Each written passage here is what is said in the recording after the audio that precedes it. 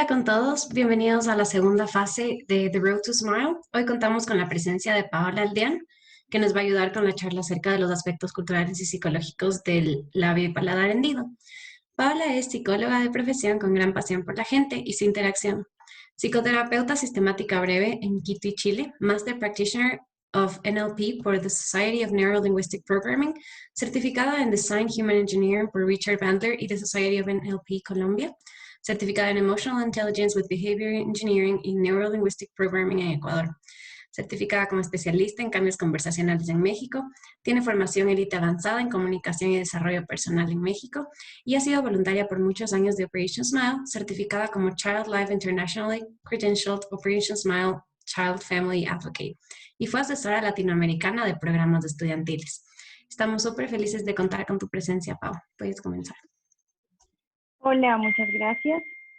Solo quisiera que me confirmen que me escuchan. ¿Sí? Perfecto. Ok. Bueno, primero, mil gracias por la invitación. Gracias por permitirme compartir este espacio con ustedes. Cuando Mike y María Paula me llamaron, pues me alegró mucho saber que todavía hay gente pequeñita queriendo hacer cosas muy grandes. Así que voy a confesarles que tengo un especial interés en este tipo de público porque durante muchísimos años coordiné el voluntariado juvenil en Operación Sonrisa. Así es que hay muchos lazos que nos unen. Bueno, el día de hoy pensé en compartirles 3 historias en las que vamos a abordar muchos de los aspectos sociales y culturales que involucran la vida de un paciente y a su vez de sus familias, de pacientes, perdón, con labio fisurado y o paladar hendido. Antes de eso quiero aclararles que todos los datos, nombres, escenarios, obviamente son ficticios en honor a la ética de un psicólogo. Así que, bueno, vamos a empezar. Creo que ya me habías dejado compartir pantalla, sí, ¿verdad? Sí. Ok. Solo ahí que me confirmen que me ven. Sí, sí, está bien. Ok.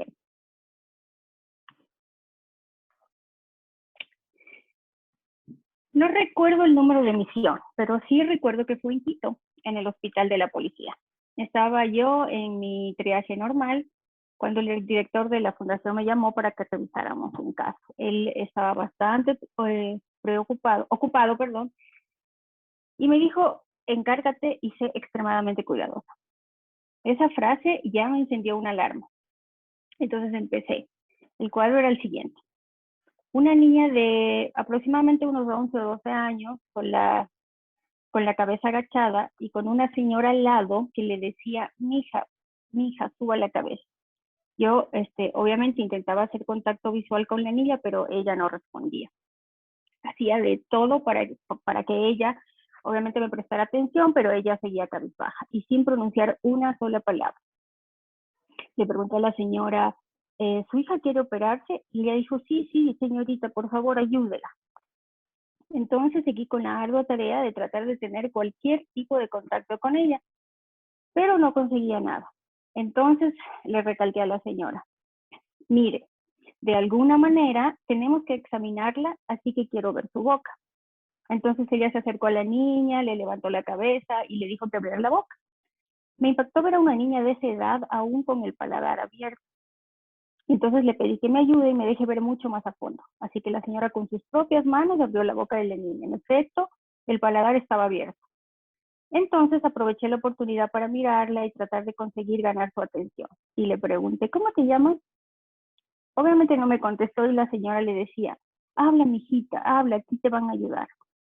Aproveché esta intervención para decirle que en realidad lo que queríamos es ayudar y que necesito que me cuente cosas, como para poder hacer que los cirujanos la examinen.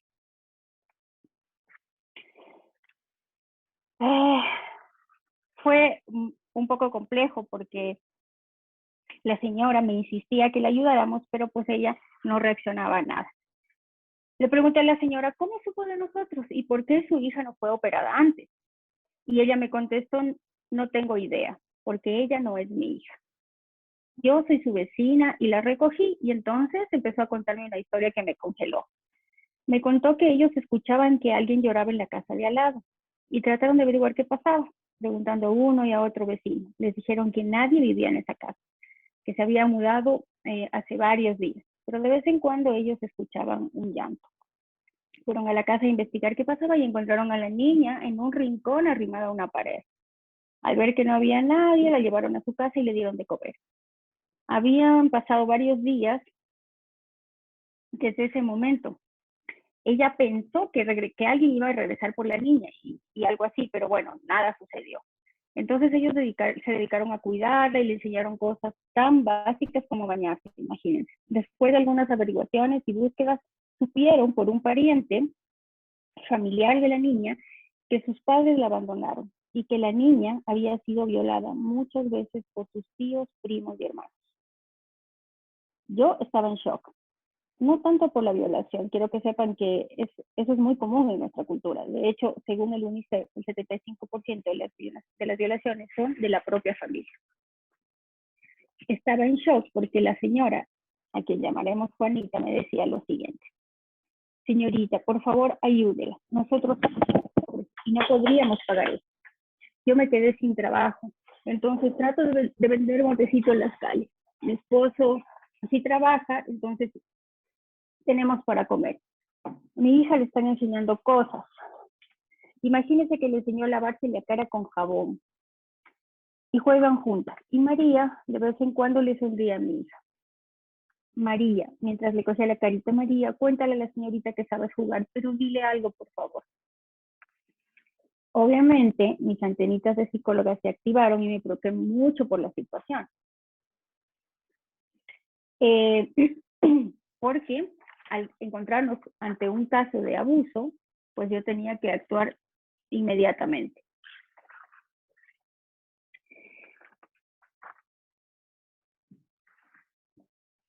Realmente fue un poco complejo porque la niña no reaccionaba, no daba datos, no decía nada, entonces empecé a observarla un poco más y a mirarme en sus acciones. Fue ahí cuando me di cuenta que parecía que existía algún síndrome asociado. Pero yo no estaba muy segura. Entonces le pedí al director del hospital que me acompañara a revisar más el caso y bueno, luego de varias conversaciones, de hablar inclusive con el abogado ante la situación posible de abuso, dejamos a la niña y a su acompañante, a la señora que la recogió en espera y bueno, después de conversar en junta médica se decidió que íbamos a tratar de remitir el caso al MIES o a cualquier institución que se hiciera cargo de ello. Luego volví para seguir abordándola en la entrevista y claro, la señora insistía de manera casi suplicante que por favor la ayudara. Entonces yo seguí con la entrevista. Le pedí que me diera datos de la niña, nombres, fechas de nacimiento, y claro, no los tenía, no sabía nada más que su nombre porque aquella pariente les dijo. Y claro, a ver si es que eso es cierto, no tenía papeles de nada, peor aún un historial clínico.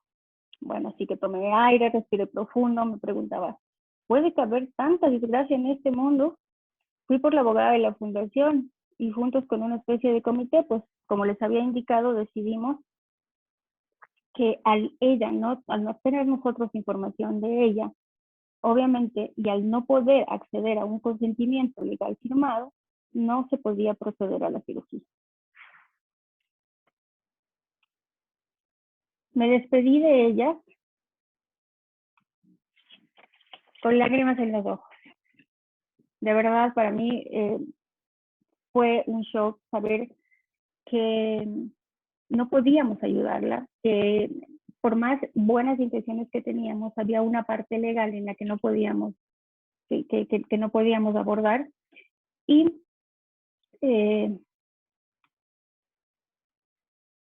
déjenme seguirles compartiendo la lámina. Y entonces ahora quisiera que abordemos un poco más sobre esto. Yo tuve la oportunidad de chequear las conferencias de Frank y Valerie Paredes, compañeros míos, y sé que hicieron un gran trabajo al abordar todo lo que implica tener esta patología. Pero en este caso, quiero que revisemos. Mica, ¿me confirma si estoy compartiendo la pantalla? No, ahorita no estás compartiendo. ¿No? Ok. Solo denme un segundo, por favor.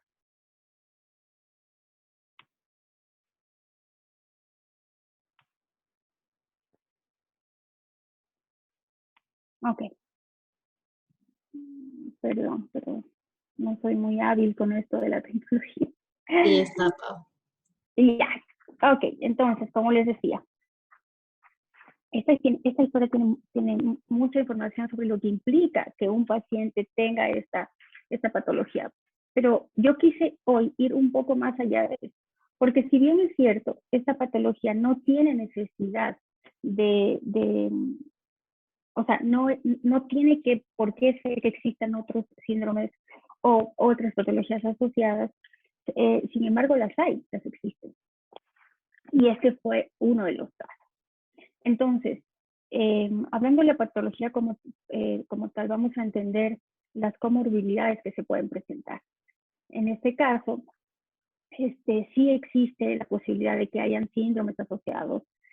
En el caso concreto de María, obviamente había que examinar a ver si esa reacción, ese comportamiento que ella presentaba se debía posiblemente a un trastorno postraumático, por ejemplo.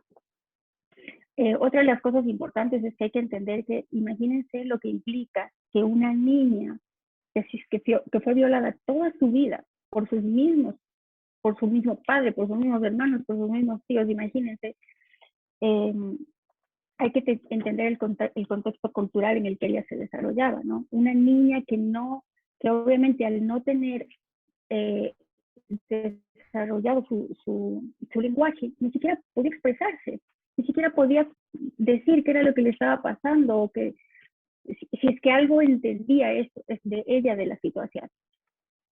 Es muy común que hayan pérdidas de audición y problemas de aprendizaje, más aún en este caso, afasias, y obviamente estamos ante un caso que tenía muchas posibilidades de ser un tema sindrómico.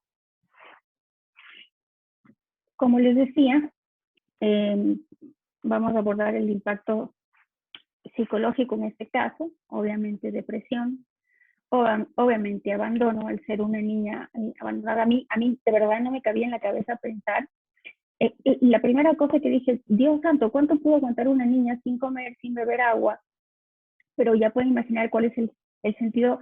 De hecho, cuando yo analizaba su parte física, su parte corporal, su lenguaje corporal, yo decía, o sea, ¿cuántas ganas en verdad tiene esta niña de vivir con esta situación tan impactante, ¿no?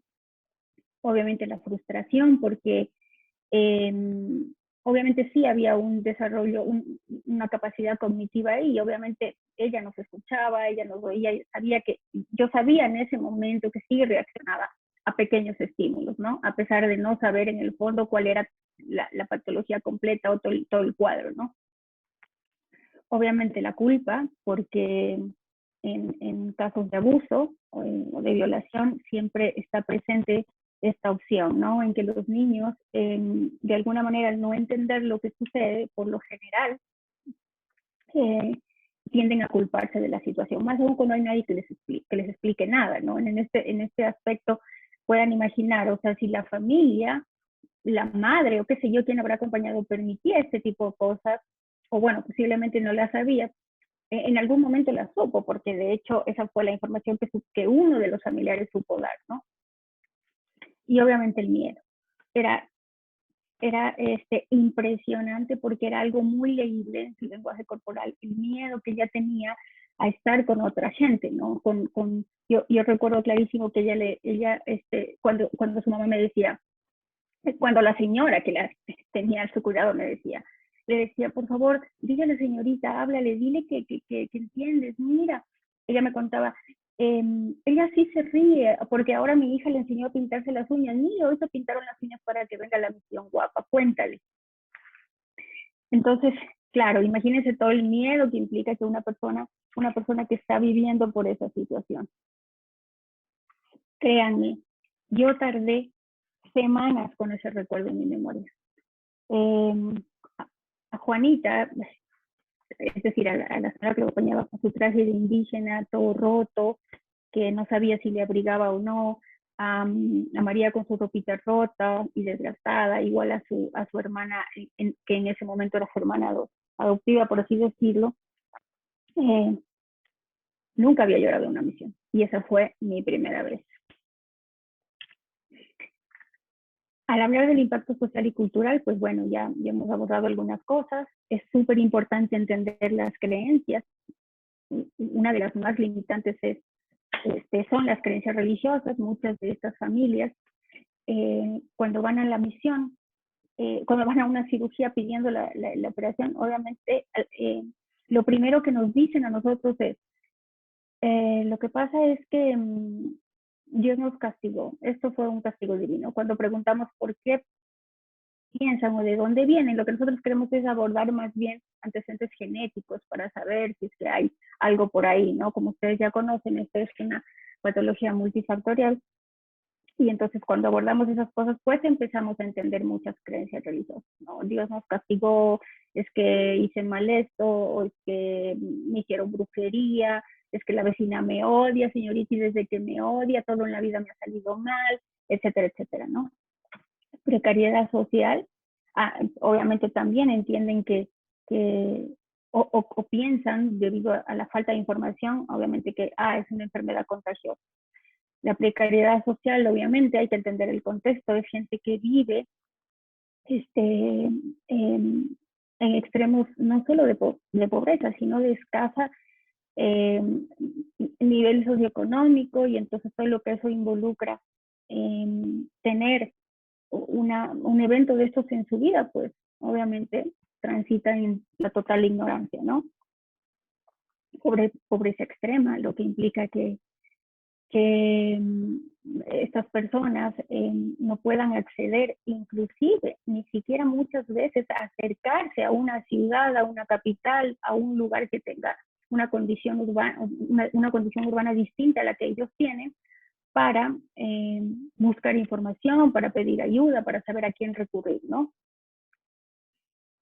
Y obviamente la exclusión social.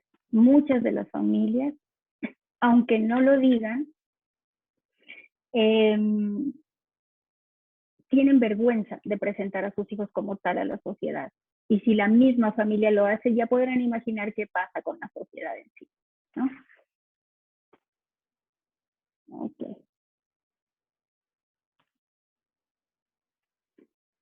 Sorry, chicos, me van a disculpar, pero yo sí soy un poco compartir pantalla y volver.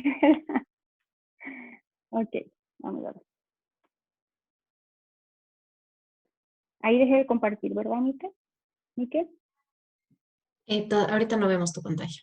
Ya, perfecto. Entonces, chicos, ¿qué pasó con esta historia? ¿Cuál fue o cuál es la lección de vida?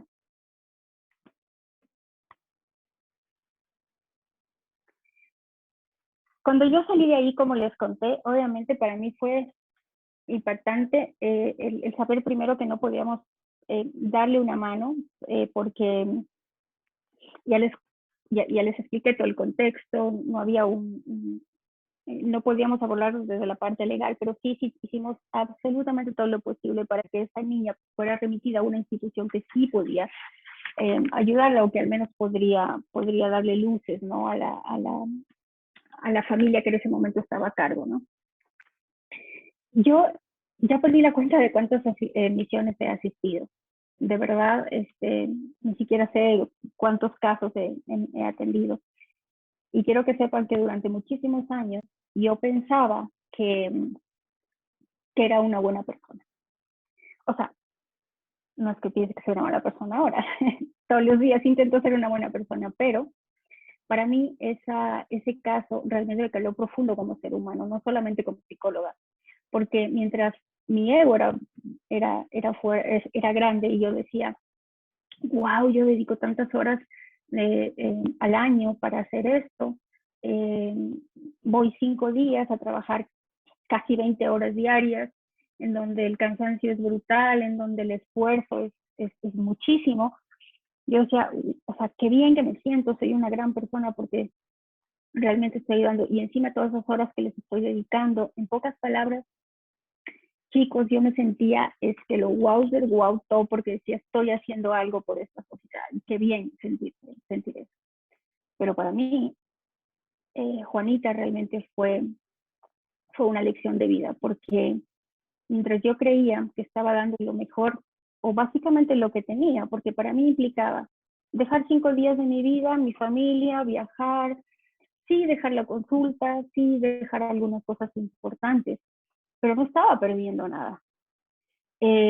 Juanita estaba perdiendo un poco de su plato de comida para compartirlo con otra persona, porque era extremadamente pobre. De hecho, ella me decía, lo que mi esposo nos da nos alcanza para comer al menos una vez carne, señorita. Sí le damos de comer, ella me recalcaba. Entonces, imagínense el impacto para mí. Realmente eso fue una patada leve. Y dije, wow, o sea, hay tanta gente dispuesta a dar mucho más de lo que yo quiero dar, que para mí fue realmente increíble.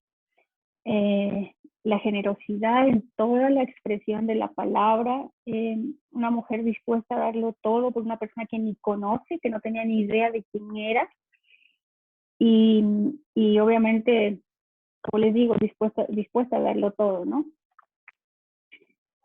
Así que ese fue el caso de María.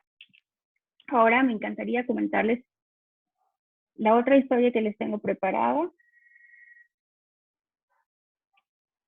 Ok. Esta historia, la verdad es que también me caló profundo. De hecho, creo que escogí 3 de las historias más importantes a lo largo de todos estos 10 años de voluntariado. Creo que se me... Aquí está. Ya estoy compartiendo mi... ¿Qué? ¿No? No todavía, Pau. Ok, Ya, ahí sí. ahí estamos. Esta es la historia de Pablo, también un paciente que se presentó a la misión, no recuerdo cuál, tampoco recuerdo mucho del lugar, pero sí recuerdo muchísimo a Pablo. Él era un chico de más o menos unos 14 años y recuerdo clarísimo esta misión porque fue una misión muy, muy dura. El número de pacientes bebés que operábamos era la mayoría dentro del cuadro quirúrgico. Eso implica que la contención que nosotros teníamos que dar a los pacientes era mucho mayor, es decir, muchas más madres nerviosas, muchas más madres preocupadas, muchas más madres en estados ansiosos, ¿no? Entonces imaginen este cuadro, ¿no? Hay más de 300 familias en el día de la evaluación y de esas familias aproximadamente unas 100 son aquellas que podemos operar, a las que se les puede dar un cupo para esa misión. Entonces, la evaluación el día del screening es básica. De alguna manera, ¿qué hacemos los psicólogos? Es recibir al paciente, hacer una anamnesis muy, muy básica en la que tomamos varios datos. Muchos a veces ya son pacientes de la fundación que vienen a nuevas cirugías, porque como ya lo saben ustedes, esta patología implica de varios procedimientos quirúrgicos. Y bueno, entonces varios pacientes y algunos ya obviamente también ya operados, ya sean por instituciones públicas o por otro tipo de fundaciones. Y entre ellos estaba Pablo, que se presentó, ya les digo, acompañada de sus hermanos pequeños y de su mamá. Me acuerdo que a él le tocó la cirugía el día viernes. Entonces, entendamos el contexto. Un paciente que se acerca a cirugía tiene que esperar desde el día miércoles, que es el día del screening o el día de la evaluación, y se le asigna un día para la cirugía. En este caso le tocó el día viernes. Y una vez que ya lo habían operado, la mamá me mandó a llamar y me pidió que le permita a su hija, Vanessa, que tenía 17 años en ese momento, quedarse al cuidado de Pablo. Ella me explicó que trabajaba por las noches en el terminal de Quitume vendiendo caramelos. Y obviamente que al estar ya 3 días ahí en esa misión, no tenía nada de dinero para darles de comer a sus hijos, que por cierto eran como 5. Su hija Vanessa estaba ahí escuchando todo, atenta, y su mamá le decía, ¿verdad que si tú puedes cuidar a tu hermano? Dile mi hija a la doctora, mira doctora, ella es muy buena, es muy responsable, me ayuda con los hermanos, ella les cocina, los sabe atender. Por favor, ayúdeme para que se pueda hacer eso. Sino que, porque si yo no me voy de acá, mis hijos no van a tener que comer. Entonces, obviamente, yo abordé a Vanessa, le pregunté cómo se encontraba, qué pensaba de lo que su mamá me estaba diciendo. Y ella con los ojos un tanto llorosos me dijo, sí, claro que puedo. Yo por mi hermano hago lo que sea. Pero a mí su lenguaje corporal me decía algo más. Al principio yo pensé, bueno, es muy normal que tenga miedo de asumir responsabilidades de este tipo, pero la veía tan segura cuando me hablaba de los cuidados, es decir, cuando yo le preguntaba a Vanessa, ok, mira, lo que va a pasar es lo siguiente, van a haber enfermeras al cuidado de tu hermano, pero vas a tener que estar pendiente a cualquier situación, cuando las enfermeras te pidan algo, tú vas a tener que ayudarles, vas a tener que seguir las instrucciones de las enfermeras, de los pediatras, de los médicos en general. Y ella obviamente me dijo a todo que sí.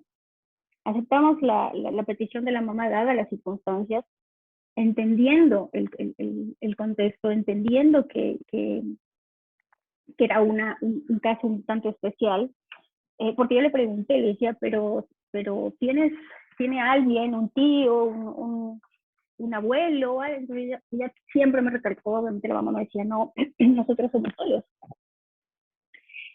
Pero en fin, aceptamos y, obviamente Vanessa se quedó al cuidado y yo también designé a una psicóloga adicional para que ella estuviera pendiente, o sea, un poco más pendiente que en otros casos de Pablo. Pero yo estaba súper pendiente porque yo sabía que una niña de 16 años, a pesar de que tenga la condición o tal vez experiencia para hacerlo, pues no eran generalmente nuestros protocolos. Normalmente no hacemos eso, pero como les dije, era una petición especial, era un caso especial. Entonces me di tiempo entre todo este trajín de la misión, para echarle un ojo, y al inicio de la tarde, ya casi caída la tarde, fui a visitarla. Ella estaba haciendo las cosas muy bien, yo hablé con el pediatra, me pone el y todo estaba bien. Pero cada vez que yo la veía, yo la notaba súper triste, tenía una carita triste. Entonces, al finalizar la tarde, ya cuando el hospital estuvo mucho más tranquilo, ya cuando se habían ido la mayoría de personas del hospital, ya estábamos muy poquísimos, la verdad, ya caía la noche, le pedí a una de las psicólogas que se hiciera cargo del paciente por un momento, y me saqué a Vanessa a la habitación y pedí una habitación apartada y me la llevé. Obviamente yo quería saber qué más estaba pasando ahí, cuál era la historia detrás de eso. Y bueno, Vanessa, ya en un ambiente más tranquilo, más de confianza, o sea, ella estaba al borde, porque apenas nos sentamos y le dije, ok, ¿cómo te ha ido? ¿Cómo te fue con tu hermano? ¿Qué tal esta experiencia? Y ella obviamente se echó a llorar. Y me dijo, entonces yo le dije, Vanessa, ¿no quieres estar con tu hermano ahora? Si quieres podemos hacer algo más, vamos a llamar a tu mamá, vamos a buscar otros medios. Yo en un principio, claro, yo pensé que ella estaba como preocupada, sufrida y alterada por la situación, ¿no? Porque tenía que cuidar a su hermano. Y E incluso pensé, yo le dije, oye, Vane, tal vez es un poco complejo para ti ver esto, un hospital no es bonito, y obviamente, además no solo era, no es que un paciente está en una sola habitación, solo sin nadie más, ¿no? Hay 3, 4, 5 camas más, 5 pacientes más y muchísima gente alrededor, entonces obviamente eso altera a cualquiera.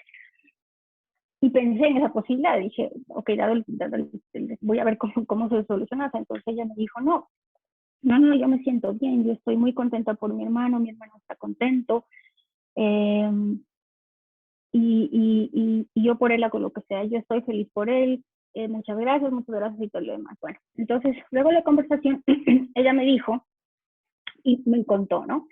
Y el asunto era el siguiente, su mamá era prostituta, pero su mamá estaba completamente convencida de que sus hijos no lo sabían. Bueno, de hecho creo que los otros hermanos no lo sabían, solo lo sabía ella, que era la mayor. Entonces ella me dijo que me contó que ella muchísimas veces por las mañanas, cuando su mamá llegaba muy temprano a la casa, entraba a la ducha, entraba a bañarse y ella le escuchaba llorar, pero su mamá nunca le dijo, o sea, ella siempre le preguntaba, mamá, ¿te pasó algo? ¿Te pasó algo? Y ella le decía, no, nada, nunca le contaba, nunca le decía nada. Así que pues bueno, a ella como típica adolescente le entró la curiosidad y un día la siguió. Al cual FBI hizo todas las averiguaciones del caso, la siguió, habló con gente, bla, bla, y entonces obviamente supo la verdad. Hasta el día que su mamá seguía creyendo que su hija no sabía la verdad. Sí, pero ella me dijo, no, esto me cuesta un poco, me duele un poco porque siempre me he sentido la ausencia física de mi mamá, pero mi mamá es muy buena, mi mamá hace todo por nosotros.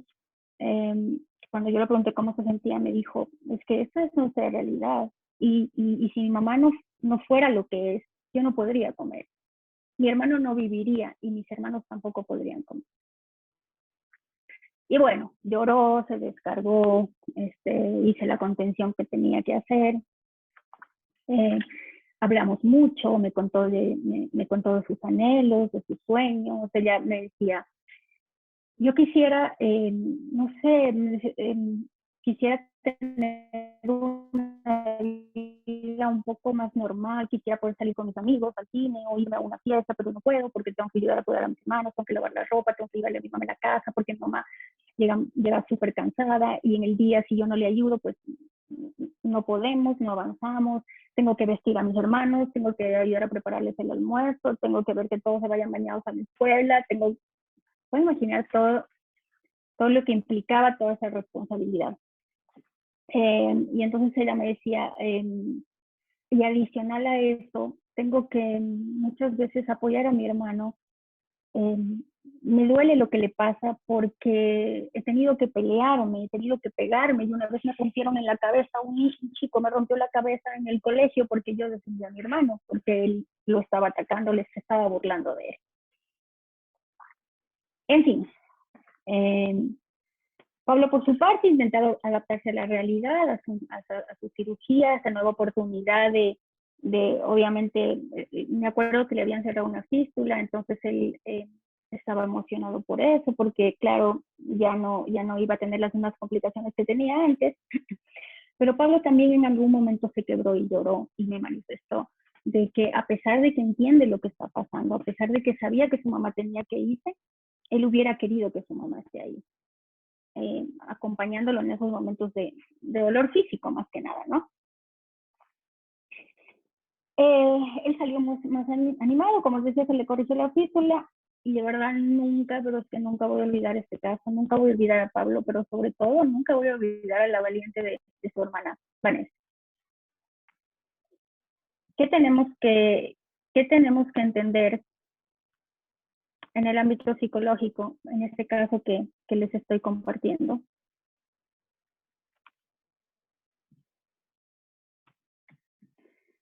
Vamos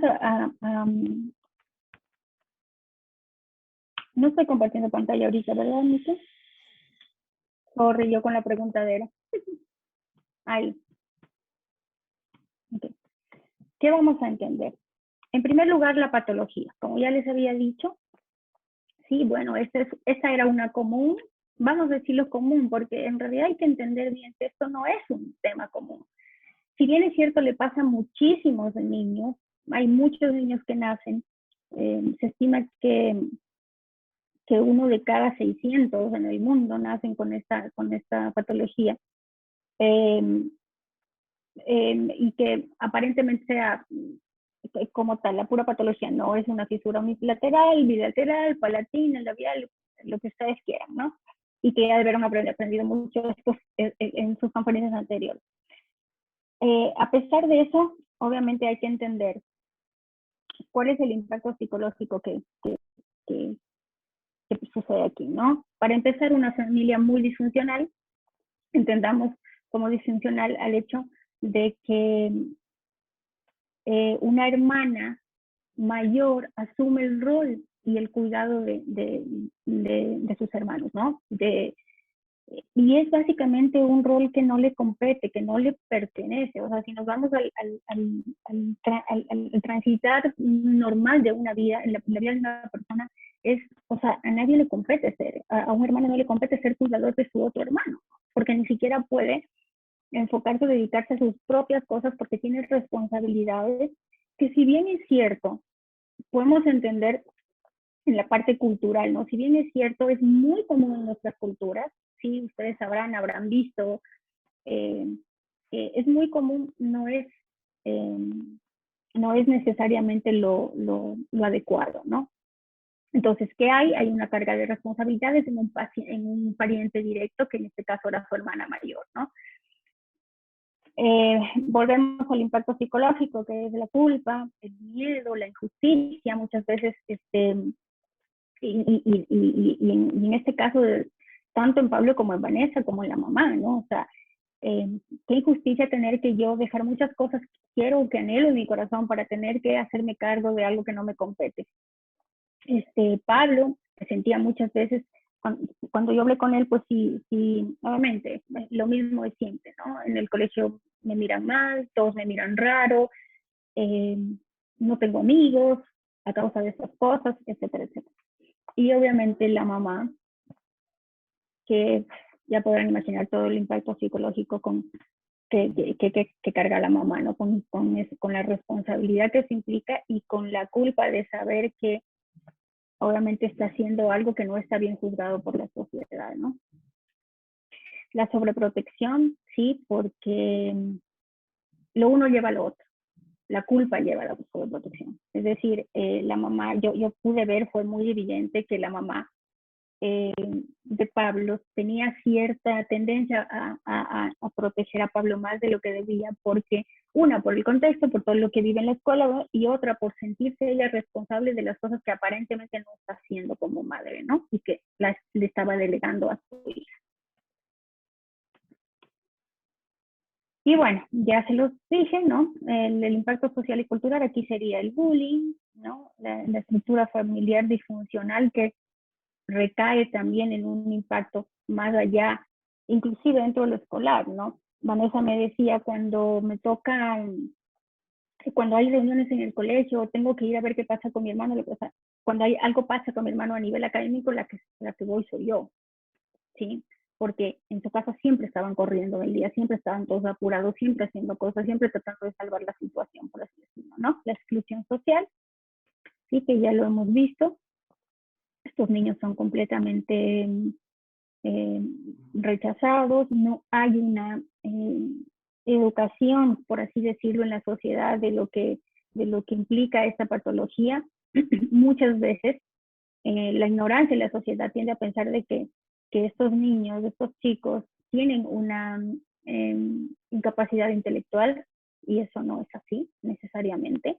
Entonces, obviamente, no hay amigos, no hay esa interacción social que necesitan los chicos, incluso para tener un buen desarrollo de su lenguaje y del pensamiento, ¿no? Por lo general son adolescentes que aprenden a vivir dentro de un contexto de agresividad, hostilidad, irritabilidad, ¿no? O sea, un chico que normalmente es señalado, que que es etiquetado, porque muchas veces hay que reconocer, a pesar de que ellos no tienen una incapacidad intelectual, su proceso de aprendizaje es más lento que en los demás. Porque hay que entender algo tan básico como lo siguiente: si no hay lenguaje, no hay desarrollo, ¿verdad? Obviamente, y las relaciones interpersonales, ¿no? Que a la adolescencia pues tiene un gran impacto, es muy, muy complejo de asumir. Chicos, ¿qué me dejó esto como lección de vida, no? Cuando Vanessa me dijo, mi mamá es lo mejor que hay en el mundo, mi mamá hace todo lo que puede por darnos de comer, por cuidarnos, por protegernos, ¿sí? Para mí también fue como cachetada, o sea, es decir, los psicólogos aprendemos desde que iniciamos nuestras carreras que obviamente los juicios están por demás. Normalmente manejamos los procesos con esa bandera de por medio, ¿no? No hay juicios, no se señala nada, ninguna situación es buena, mala, etcétera. Pero para mí escucharlo ya desde la parte más real, de entender que, claro, o sea, en un principio hubiéramos podido pensar nosotros, o sea, cómo, qué tipo de educación o qué tipo de crianza o qué estilo de vida les está dando a sus hijos, etcétera, etcétera, pero no. Ahí tienen a una hija agradecida por lo que está teniendo en su vida, ¿no? Un amor incondicional, totalmente, a pesar del dolor, del sufrimiento que implica tener tantas responsabilidades encima. A Vanessa nunca le faltó amor por su hermano, nunca dijo yo no quiero esto, nunca, a pesar de que lo estaba sintiendo y todo, le ganó más esa parte, ¿no? Le ganó más saber que el amor que siente por su hermano es extrema y que ella estaba dispuesta a hacer lo que sea en los momentos que su hermano, en los momentos que su hermano estaba incluso necesitando más, ¿no?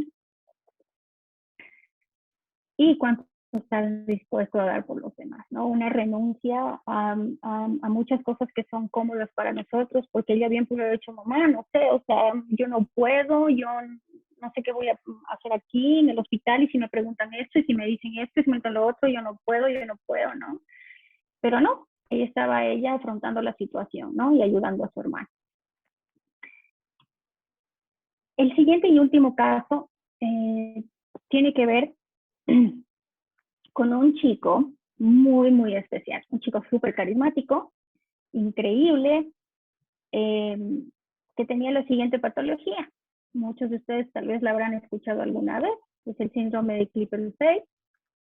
Sí, algunas de las características son estas, ¿no? Es una tríada de, bueno, cuello corto, implantación baja del cabello, limitaciones en movimientos del cuello. Se acompaña de otras alteraciones, córneas blancas, hipoplasia de la cara, nariz ancha, mejillas gruesas, boca gruesa, alteración de los arcos frontales. Posiblemente ustedes saben mucho más que yo de esto. De hecho, yo tuve que consultar toda la sintomatología, porque no soy una experta en el tema, pero sí puedo contarles la historia de Pedro. Pedro llegó a la misión acompañado de su papá y su hermana, recuerdo bien. Y con un deseo profundo de que lo operasen, ¿no?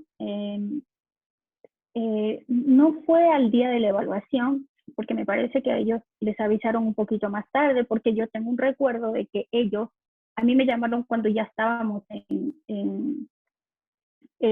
día anterior, perdón, a las cirugías, ya como en la tarde, cuando ya las evaluaciones se habían hecho. Sin embargo, ellos estaban ahí como sombras en el hospital. O sea, yo me iba, corría al quirófano, me los encontraba. Corría a Child Life. Child Life es el área en donde realmente el área de los psicólogos es donde trabajamos en la desensibilización a los pacientes, donde damos contención a las familias, a la madre, por lo general a la madre o al cuidador del paciente. Mientras hacemos un acompañamiento, mientras los niños o pacientes están en la cirugía. Y entonces, bueno, yo iba a Chelas, me lo encontraba. Bajaba a la bodega, me lo encontraba. Iba al comedor, me lo encontraba. O sea, era una sombra en el hospital. Siempre carismático, siempre atento, siempre sonreído, siempre todo. Bueno. Ya en el proceso, en la dinámica de un día de cirugías es súper complejo porque hay un cuadro quirúrgico con horarios establecidos, es decir, se inicia, qué sé yo, 7 de la mañana, empiezan los pacientes, se preparan los pacientes, bueno, todo el mundo en sus áreas trabajando, pediatras, cirujanos, anestesiólogos, enfermeras, terapeutas de lenguaje, psicólogos, bueno, todo un equipo multidisciplinar, cada uno en sus labores. Entonces era muy, muy complejo que nosotros nos reuniéramos para evaluar este caso, pero lo teníamos ahí pendiente porque sabíamos, obviamente, ninguna persona que llega a una misión se queda sin ser evaluada, se queda sin saber qué está pasando con su situación. Entonces, bueno, era muy difícil, entonces yo me lo encontraba y le decía, sí, tienes que esperar un ratito, ya nos vamos a ver, y todo. Y él sonreía, conversábamos 2 minutos y se desaparecía. Yo seguía en mi corrector. Bueno, así se logró que todos los implicados, es decir, una especie de comité de junta médica, habláramos de este caso. Y claro, era un caso bastante complejo porque él tenía su labio y su paladar cerrado. Le hicieron una cirugía cuando era niño en el momento que había que hacerlo. Pero claro, las típicas fístulas molestosas, eh, eh, que yo siempre digo literal, les joden la vida a nuestros pacientes, al menos a los adolescentes.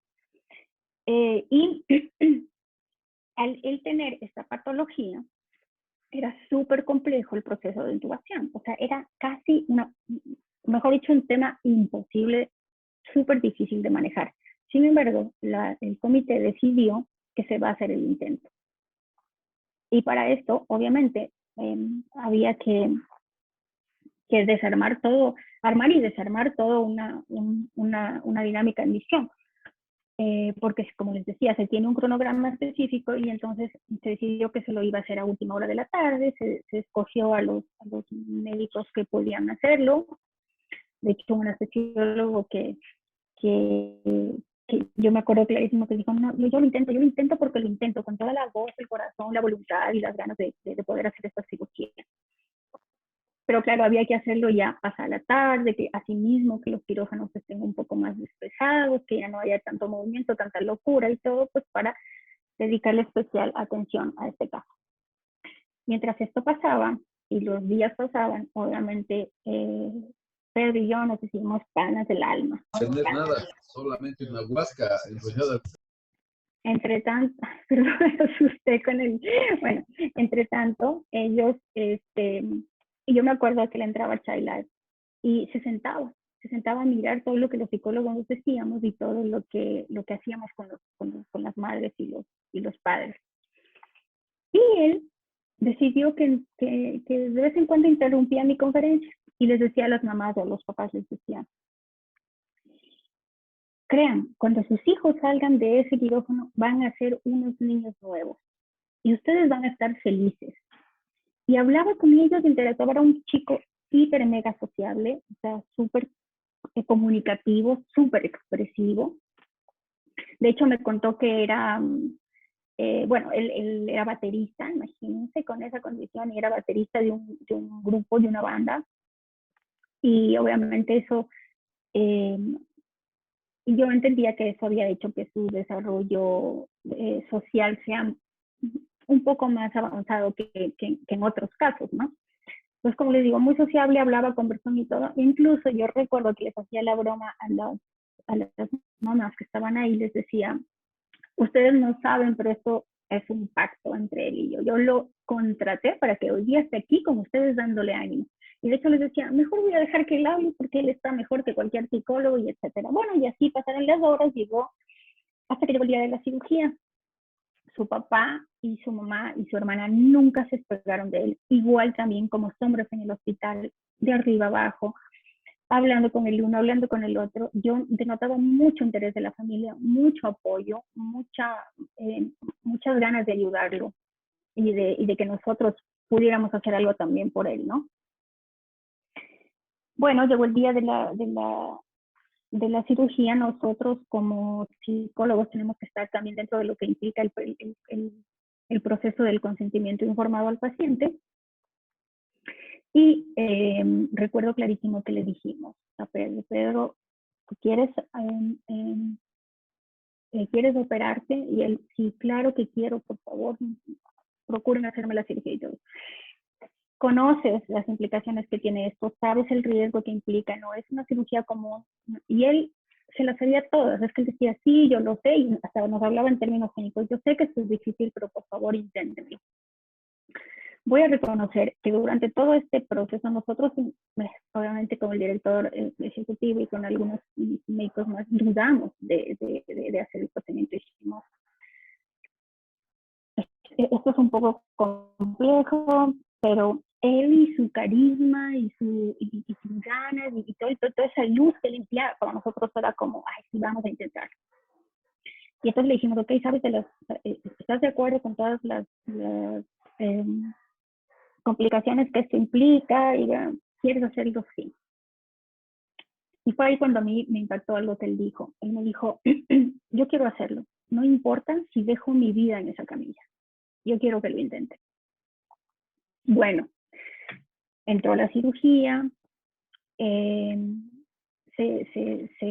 empezó el procedimiento, se hicieron 3 intentos para poder intubarlo y no se logró. No se pudo, porque como ustedes deben conocer algo sobre esta patología y si no ya lo podrán investigar, hagan de cuenta que el cuello está casi pegado a la parte del tórax, o sea, hay un, por así decirlo, domésticamente un camino tan difícil de seguir como para proceder a la intubación. Entonces fue imposible, la verdad. De hecho, fue más difícil de lo que se pensó en el momento. O sea, ya estando ahí en el procedimiento fue difícil. El anestesiólogo lo intentó 3 veces. Yo nunca voy a olvidar la cara del anestesiólogo porque, de verdad, hasta el último intento, él creo que puso su vida en eso. O sea, dijo aquí, o sea, yo tengo que hacerlo porque eso, pero igual no lo logró. Ya podrán imaginar la frustración también del médico. Y bueno, ya cuando se acabó la cirugía, los intentos obviamente lo despertaron y él, o sea, yo mientras eso pasaba, yo pensaba, ¿no? Como psicóloga, estaba pero maquinando a 1000 por hora mis pensamientos, a ver, ¿cómo voy a hacer esta contención? ¿Qué tengo que abordar primero? ¿La frustración? ¿No? ¿Qué tengo que abordar primero? O sea, yo volaba, o sea, yo estaba como, tenía minutos antes de que él se despierte para pensar cómo iba a hacer con esta situación, ¿no? Y obviamente, por un momento sí sentí que perdí el control, me costó, porque estamos hablando de una vida de un ser humano, pero también estamos, yo obviamente como psicóloga sé el impacto que eso tiene en la vida de una persona, entonces, pues, o sea, estaba como, ¿qué vamos a hacer ahora? Y entonces cuando él se despertó, él me dijo, o sea, abrió los ojos y me dijo, o sea, creo que obviamente sintió toda la parte física, sintió que nunca pasó nada, y me dijo, ok, no se pudo. Y no se sienta mal por mí, porque créame que este no va a ser mi último intento. Yo voy a seguir. Claro, todos los que estábamos ahí, y nos decía, muchas gracias, muchas gracias, muchas gracias. Todos los que estábamos ahí, o sea, un poco impactados, choqueados, somos 4 o 5 personas, obviamente con todas las ganas de llorar. Y yo decía, aquí no puedo llorar aquí ahorita. Y de repente los veo a todos con las lágrimas, así, todos súper conmocionados, todos súper afectados. Y entonces dije, bueno, este es un buen momento para que todos estemos en el mismo nivel de emoción, para que todos mostremos ese lado humano, esa parte que nos afecta y sobre todo para que recordemos por qué estamos aquí. Sí, somos profesionales de la salud, sí, pero eso no quita nuestro lado humano, no nos aleja de eso. Y recuerdo que el que terminó dándonos ánimo fue él, Pedro, con su sonrisa, con su ánimo, con su carisma. Me acuerdo que se levantó casi enseguida y me dijo a mí, vamos a pensar de qué manera le decimos esto a mi papá y a mi mamá. Él también estaba preocupado por las sus padres, que ya les digo, estuvieron ahí como sombras también todo el tiempo de la cirugía. Ya está por más redundar en este tema, ¿no? Del impacto psicológico. Para mí es súper importante entender que nosotros como psicólogos, nosotros como, o las personas que estén involucradas en esto, tienen muchísimo que ver en la vida de una persona cuando abordamos el tema de la resiliencia. Es decir, no solo se nace resiliente, la resiliencia se construye. Entonces, casos como estos para mí son muy importantes porque se puede entender sobre esto, ¿no? Pedro era un chico bastante resiliente. O sea, salgo de esto, pero lo sigo intentando. Y si no se puede ahora, y lo seguiré intentando. ¿Y qué aprendí esta vez? Y luego seguiré y podré avanzar, tal vez un poco ahora, tal vez un poco después, pero lo haré, ¿no? La inseguridad, que es algo también muy común en los chicos a esta edad, porque él me contaba, claro, a pesar de su fama, de su carisma y de todo eso, tenía una novia guapísima, me mostró las fotos, ya les digo, nos hicimos panísimas. Y entonces él me decía, ¿sabe por qué yo me quiero operar? Me decía, porque él tenía una fístula muy pequeña, ¿no? Pero por esa fístula pasaba el agua, pasaban pequeños granos de arroz. Entonces él decía, usted sabe que nosotros tendemos a tener mal aliento. Y eso a mí me mata, porque cada vez que quiero besar a mi novia, cada vez que tengo un acercamiento con ella, yo me siento incómodo, me siento súper inseguro. Yo sé que soy guapísimo, porque así me decían, ¿no? Yo sé que soy guapísimo y yo sé que le gusto a mi novia, pero esto me mata, me mata. Por eso yo quiero la cirugía a toda costa, por favor, quiero que me operen.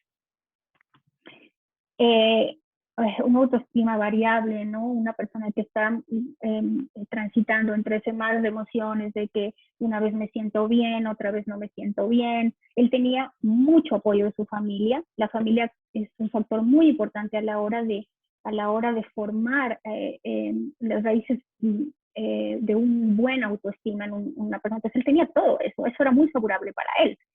Pero pues se van dando situaciones conforme el crecimiento, conforme el desarrollo, que no son tan fáciles de manejar, ¿no? Y obviamente la vulnerabilidad ante esta situación. El impacto social y cultural, pues que bueno, ya también está más que parafraseado en toda esta historia, ¿sí? Hay que entender que uno de los factores importantes para la autoestima sí tiene sí tiene que ver con la imagen. Entonces es muy importante para un niño, para un adolescente, verse y sentirse bien. Inestabilidad en las relaciones sociales. Él, como les digo, no era un caso de esos aquellos en los que él estaba mal afectado emocionalmente, pero sí era una lucha constante para él, todo el tiempo tratando de hecho, yo siempre pensé, bueno, después un poco cuando ya aterricé todo este proceso, yo decía, claro, él fue a las charlas, él fue a la conferencia a decirle a los padres, a proyectar lo que le estaba haciendo, porque él quería decir, él quería, su inconsciente estaba gritando a gritos, perdón, diciendo a gritos, yo quiero ser uno de esos niños que va a salir de esa cirugía. Yo quiero estar en esa situación en donde los papás ya están contentos porque sus hijos están saliendo de la cirugía. Yo quiero estar ahí, ¿sí? Por eso hacía lo que hacía. Y bueno, ya lo hablamos acá también, parece que se repitió, es la resiliencia. Chicos, ¿cuál fue la lección de vida de esto? Obviamente para mí también, y para muchos de los que estuvimos ahí, la convicción. Algo que es tan importante en la vida cuando uno va tras los objetivos, va tras las metas, ¿no? Realmente tener esa convicción de que quieres hacerlo, ¿no? O sea, para todos ahí fue impactante, es decir, no importa si me muero en el quirófano, no importa. Yo quiero hacerlo, yo quiero ver mi vida ahí si es que es posible, pero no quiero decir que no lo intenté, no quiero saber que no fui capaz de meterme a ese quirófano con todo el miedo que tengo. Eso nos decía él. Yo sé que me puedo morir, pero quiero intentarlo, ¿no? Lo que yo llamo algo así, ¿no? O sea, dejar todo ese miedo de lado y saltar y decir, bueno, aquí voy porque voy, ¿sí? Y obviamente la calma. Justo en estos días tuve que vivir un procedimiento quirúrgico de un familiar mío muy cercano. Y créanme, creo que son 4.000 familias, 4.000 cirugías, 4.000 veces en un quirófano durante años, me sé de memoria los procedimientos, sé lo que pasa en recuperación, sé cómo despiertan a un paciente, todo eso me lo sé. Pero vivirlo en carne propia y poder mantener la calma en una situación así, para mí fue, este caso para mí fue realmente una lección de vida. Y como ya me estoy pasando del tiempo, voy a hablar más rápido, porque estoy muy demorada. Ok. Chicos, hace varios meses leí algo súper interesante de Lois Santos, una profesora de la universidad, una profesora de psicología de la Universidad de Yale, ¿no? Y ella hablaba sobre qué hacen las personas felices, cuáles son las acciones que tienen las personas felices. Y aquí las tenemos. Una de ellas es hacer algo por los demás. Súper importante entender esto, porque de todo lo que yo a ustedes les he contado hoy, tal vez ustedes piensen, uy no, qué drama, qué sufrimiento, qué terrible, yo no podría estar ahí. De hecho, hay muchísima gente que me dice a mí esto, o sea, que me lo dice cuando conversamos del voluntariado y todo eso, me dicen, no, yo no podría estar ahí, o sea, no, ¿cómo haces? Como todo, ¿no? Pero pues, esa es mi forma de conectar con la vida, esa es mi forma de descubrir que a pesar de estar ahí transitando entre el dolor, el sufrimiento, todo lo que esto implica, también hay sonrisas genuinas. También hay esos momentos de alegría de ver a personas, es que solo se pueden imaginar, increíblemente felices. Felices por un sí, solamente por una palabra, por pensar en que se va a dar una acción que ni siquiera ni se da, pero ya, el anticipo de esto es, la anticipación de esto es la felicidad. Qué bueno, o sea, a mí me encanta ese momento cuando el editor de proyectos coge la lista y empieza a decir fulanito tal, el día que ya se sabe a quién se va a operar, ¿no? O sea, esas caras de felicidad yo no las cambio absolutamente por nada, ¿no? Agradecer y evitar las quejas. Casi siempre tendemos a pensar que lo que nosotros estamos viviendo es lo peor de lo peor, que no vamos a salir de tal o cual situación, que se nos hace muy difícil, que no tenemos los medios, que no tenemos los recursos para hacerlo. Y entonces es tan importante vivir este tipo de situaciones, vivir en estos contextos para entender que hay realidades mucho más duras que las que queremos creer. Uy, ¿qué pasó? Ya. No compararse con nadie es otra de las cosas que Laurie menciona de sus estudios. Y obviamente durante muchos años yo lo he vivido a través del voluntariado. Si tendemos a creer que todo lo que nosotros, mejor dicho, tenemos que compararnos con otros referentes, ¿no? Que si mi amiga ya tiene el carro del año, que si ya se compró la casa de tal, que si es súper exitosa, que si es súper influencer, que tiene el cuerpazo y el corazón, como dicen, que es súper popular, que ha logrado no sé cuánto. Entonces, eso, lejos de acercarnos al bienestar emocional, nos aleja por completo, ¿no? Y hoy en día, un factor súper destructivo para eso son las redes sociales, ¿no? El estar involucrados en ser recurrentes a mirar cosas, a escuchar cosas que lejos de ayudarnos nos afectan, ¿no? ¿Por qué? Porque nunca la comparación es de uno a uno. Es decir, nunca comparo que, ok, yo el año pasado era vaguísima, me invento el cuento, era vaguísima para hacer deporte, no salía ni a la esquina, pero este año, ¿cuál ha sido mi logro? Me voy caminando a comprar a la tienda, ya no me voy en el auto, por ejemplo, o ya camino 1 o 2 kilómetros en el parque, o ya gano mejor que lo que gané el año anterior, ¿no? Entonces, eso es de lo que se habla en ese estudio, es decir, compararnos con nuestros propios logros, ¿no? Con nuestras propias metas.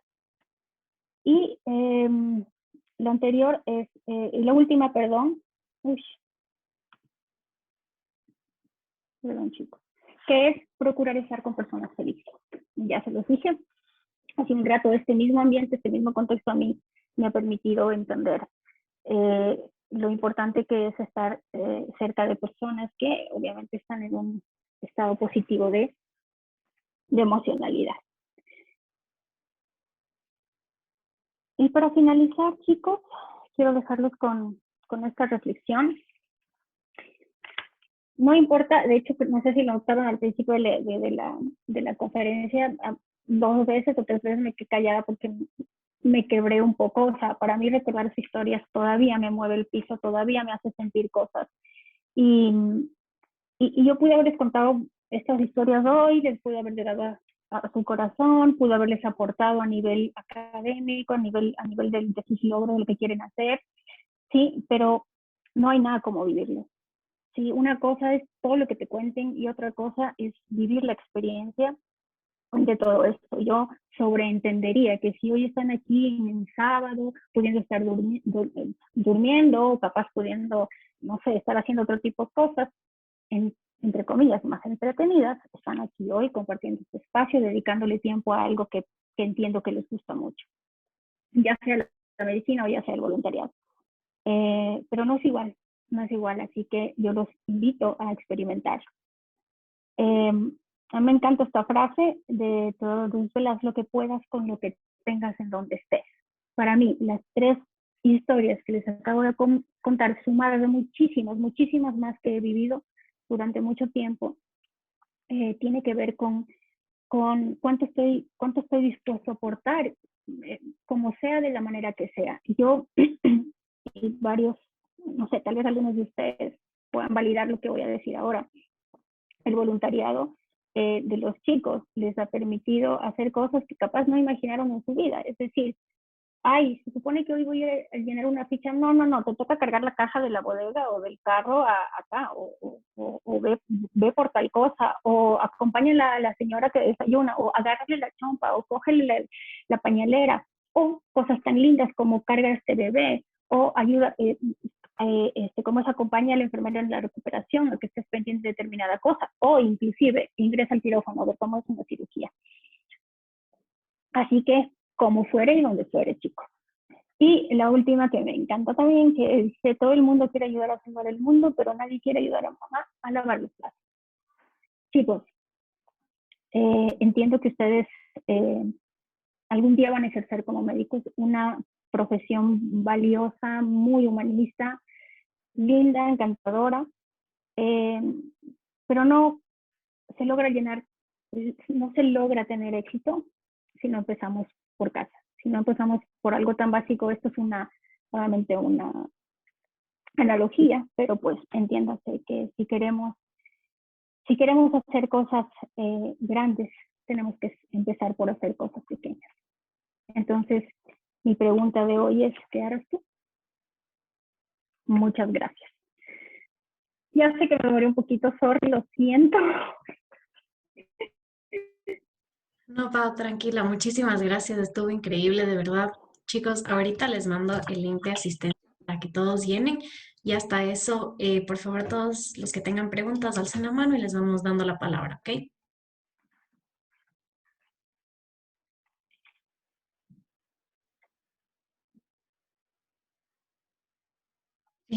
A ver, Camila López.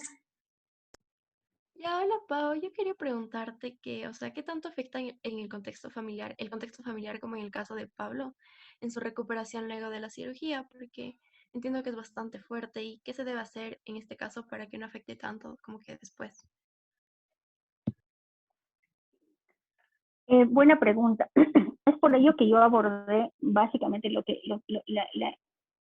no sé si recuerdan, una lámina decía la estructura familiar disfuncional. Es decir, cuando otra persona que asume el rol de cuidador, pero en este caso no podemos ser como rajatablas con la ciencia y en decir no está preparado, no está. Vanessa estaba súper preparada para cuidar a su hermano. Lo había hecho desde que tiene uso de razón, y eso es muy común en nuestra cultura, ¿no? Aquí lo que hacemos dentro de la dinámica de los protocolos es ser muy puntuales y muy asertivos en la forma como comunicamos, cómo damos las explicaciones a la familia, es decir, nosotros asegurarnos de que las personas, en este caso que su mamá y su hermana, que son sus cuidadores directos, tengan bien claro cómo son los cuidados. ¿Qué va a pasar si no se hace tal cosa? ¿cuáles podrían ser las complicaciones después de la cirugía si no se hace tal cosa, ¿no? Entonces, la historia es una historia más de nuestra realidad cultural, ¿no? Pero asegurarnos de eso, mantener una comunicación, como les digo, asertiva, clara, precisa, fácil de seguir, que ellos entiendan lo que se debe hacer post cirugía, post cuidados quirúrgicos, es súper importante.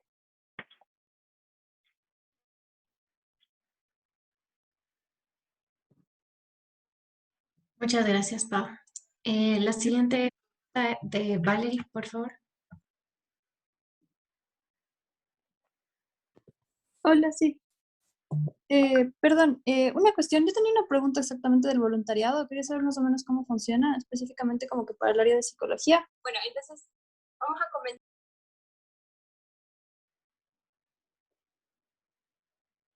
¿Se cortó o yo no escuché? Creo que ella solita se puso en mute. Me imagino que ya va a volver. Hasta eso, ¿alguien más tiene alguna otra pregunta? Y Sí, Valerie, o sea, ¿puedo repetir la pregunta? Sí, sí, claro. Claro, o sea, es fiable. la pregunta era cómo funciona el voluntariado específicamente para el área de psicología. Ok, yo en este momento me encuentro como voluntaria pasiva, es decir, no estoy no estoy ya dirigiendo la área de psicología en Operación Sonrisa, si se refieren a esto, pero el procedimiento es el siguiente. Por lo general hay un psicólogo designado como team leader, es decir, alguien que dirige el área. Y tú puedes comunicarte llamando a la fundación. Generalmente la coordinadora clínica es la que hace este enlace y entonces llamas, comentas esto, te acerca, lo que van a hacer es pedirte un CV, ¿sí? Y luego el área de psicología con la dirección médica revisan tu carpeta y dependiendo del caso, es decir, dependiendo del año en el que estés y dependiendo de cuál sea tu disponibilidad de tiempo y muchas cosas más, hay una pequeña evaluación ahí que normalmente se hace, ahí obviamente te dirán de qué forma puedes ayudar en esa área. Pero claro que sí, claro que se puede, es súper valioso que si estás muy interesada en el área, si es lo que te gusta, si te gusta el voluntariado como tal y quieres tener este cúmulo de experiencias que es bastante valioso, puedes hacerlo. El director médico se llama Fernando Córdoba. Me imagino que ustedes, o ni que no sé cómo manejan ustedes esto, pero puedan tener acceso a la dirección de correo, o si quieres, no sé, me pueden escribir y yo les envío los correos de las personas con las que tienen que comunicar.